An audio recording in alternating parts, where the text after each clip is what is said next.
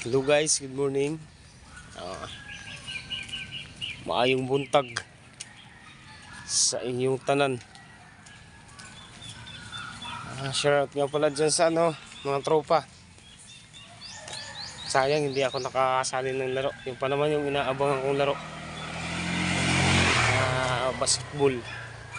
Dito nga pala ako sa dating pinaglalakad-lakaran natin. Siyempre bumalik na naman tayo dito.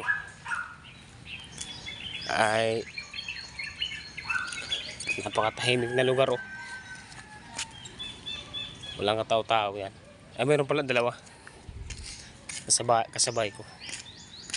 Dapat sana nakasali ako dun sa laro na yan, kaya lang medyo kinapos na tayo ng oras at panahon.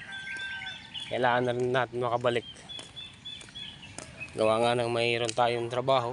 Pero okay lang naman kung kayo lang nakapaglaro doon, para sulitin nyo na lang yung laro nyo, makapanalo man lang kayo. Next year na ako lalaro. Sa ngayon di pa pwede kasi sobrang busy natin ngayon. Kailangan muna natin mag gala-gala. Kasi pupunta muna tayo dito sa sa kabilang baryo ng ating mga tropa. Puntahan muna natin. Kasi baka mga next year o hindi pa abot ng next year, bakasyon na naman ulit tayo para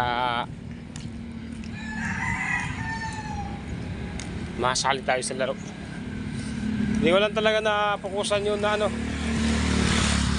makasali doon, kasi hindi ko naman alam kung kailan kayo mag-uumpisa eh. Pero congrats na lang sa inyo sa mga nakasali dyan. Sana manalo kayo. Meron din naman kami dito papawis. Magpapapawis din kami. Ito, ang ganda dito maglakad pag umaga tahimik na lugar, kaya ginajaging ko lang ito pag umaga. Yan, wala kang makikita tao pagkatahimik yan.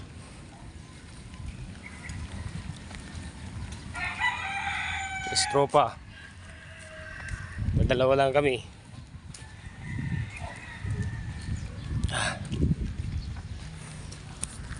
Napagod na tayo, pero malapit pa lang kaya lakad natin, pagod na.